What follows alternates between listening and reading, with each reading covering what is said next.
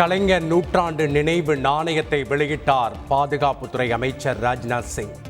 முதல்வர் ஸ்டாலின் தலைமையில் நடைபெற்ற விழாவில் சிறப்பு நாணயம் வெளியிடப்பட்டது.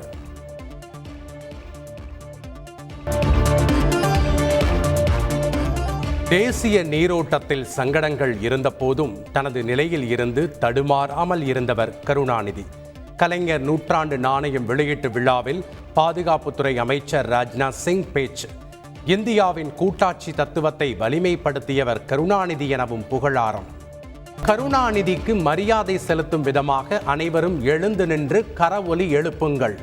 கலைஞர் நூற்றாண்டு சிறப்பு நாணயம் வெளியீட்டு விழாவில் மத்திய அமைச்சர் ராஜ்நாத் சிங் கோரிக்கை. எழுந்து நின்று கைத்தட்டிய பார்வையாளர்கள். Indian and great leader.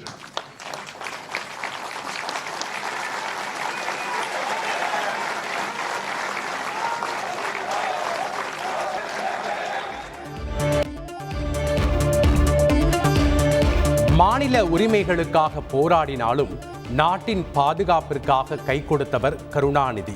கலைஞர் நூற்றாண்டு சிறப்பு நாணயம் வெளியீட்டு விழாவில் கருணாநிதியின் சாதனைகளை பட்டியலிட்டு முதல்வர் ஸ்டாலின் பேச்சு.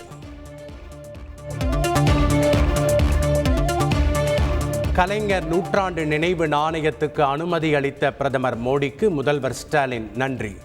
நாணயம் வெளியீட்டு விழாவில் மத்திய அரசுக்கும் நன்றி தெரிவித்து பேச்சு.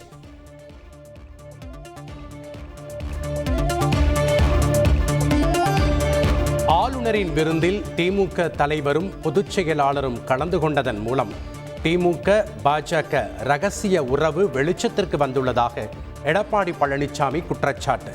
கருணாநிதி நாணய வெளியீட்டு விழாவிற்கு ராகுல் காந்தியை அழைக்காதது ஏன் எனவும் கேள்வி. தமிழக தலைமைச் செயலாளராக இருக்கும் சிவ்தாஸ் மீனாவுக்கு புதிய பொறுப்பு. ரியல் எஸ்டேட் ஒழுங்குமுறை ஆணைய தலைவராக நியமனம்.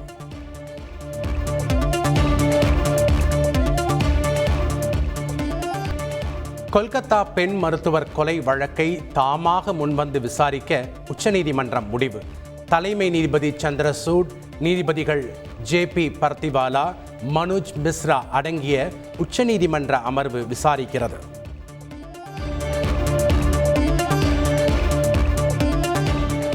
கொல்கத்தாவில் பெண் மருத்துவர் வன்கொடுமை செய்து கொலை செய்யப்பட்ட விவகாரம். வழக்கை விரைவாக முடித்து வைக்க முயற்சிகள் நடப்பதாக பெண் டாக்டரின் தாயார் குற்றச்சாட்டு.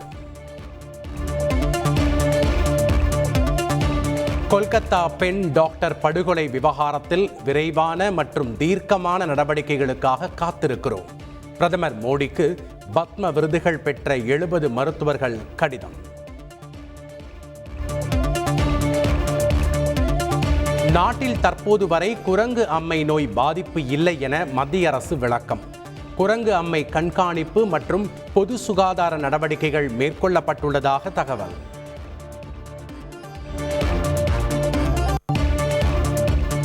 இரண்டாயிரத்து 26ஆம் ஆண்டில் அதிமுக மீண்டும் ஆட்சிக்கு வந்ததும் ஆனைமலை நல்லாறு திட்டம் நிறைவேற்றப்படும்.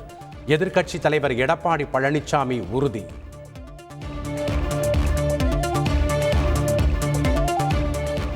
சென்னை ஐஎன்எஸ் அடையாறில் கடலோர காவல்படை வளாகத்தில் கட்டப்பட்டுள்ள அதிநவீன கடல்சார் மீட்பு ஒருங்கிணைப்பு மைய கட்டடம் பாதுகாப்புத்துறை அமைச்சர் ராஜ்நாத் சிங் திறந்து வைத்தார்.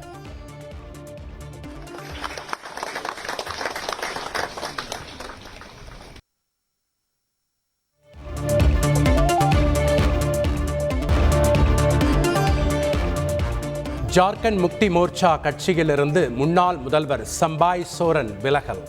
கட்சியில் அவமதிப்புகள் இருந்ததால் மாற்று வழியை தேட வேண்டிய நிலைக்கு தள்ளப்பட்டதாக வேதனை.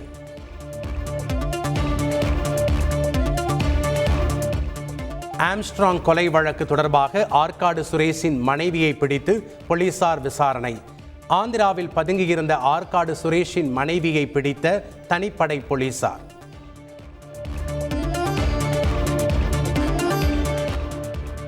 இந்தியாவில் நாணயம், ரூபாய் நோட்டுகளை வெளியிடுவது மத்திய அரசு என்பதால் கலைஞர் நூற்றாண்டு நாணய வெளியீட்டு விழாவில் மத்திய அமைச்சர் ராஜ்நாத் சிங் பங்கேற்பதில் எடப்பாடி பழனிசாமிக்கு என்ன பிரச்சனை? திமுக துணை பொதுச் செயலாளரும் எம்பியுமான ராசா கேள்வி. கொடைக்கானல் அருகே சாலை வசதி இல்லாததால் மருத்துவமனைக்கு செல்ல முடியாத அவலம். உடல்நலக் குறைவால் பாதிக்கப்பட்ட பெண்ணை தோழி கட்டி 5 கிலோமீட்டர் தூரம் வரை தூக்கி வந்த உறவினர்கள்.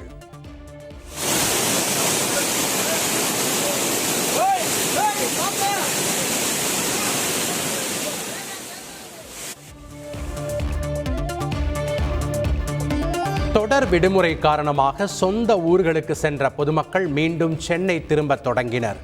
செங்கல்பட்டை அடுத்த மதுராந்தகம் அருகே போக்குவரத்து நெரிசலால் 2 கிலோமீட்டர் தூரத்திற்கு அணிவகுத்த வாகனங்கள். கேரள மாநிலம் வயநாடு அருகே சூரல் மலை முண்டக்கை பகுதிகளில் கடந்த 30ஆம் தேதி ஏற்பட்ட நிலச்சரிவு மற்றும் வெள்ளப்பெருக்கில் கடைகள் மூழ்கும் சிசிடிவி பதிவுகள் வெளியீடு.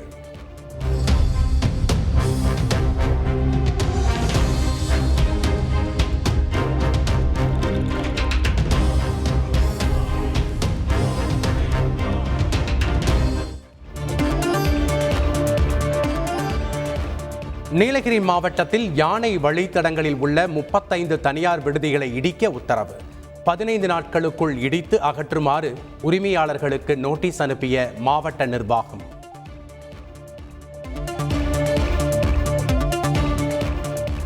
மலையாள திரைப்பட முன்னணி நடிகர் மோகன்லால் மருத்துவமனையில் அனுமதி.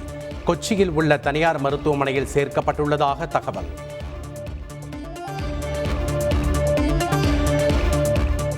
5 கோடி ரூபாய் நஷ்ட ஈடு கேட்டு வீட்டு உரிமையாளருக்கு இசையமைப்பாளர் யுவன் சங்கர் ராஜா நோட்டீஸ். தன் மீது அவதூறு பரப்பி மன உளைச்சலை ஏற்படுத்தியதாக குற்றச்சாட்டு.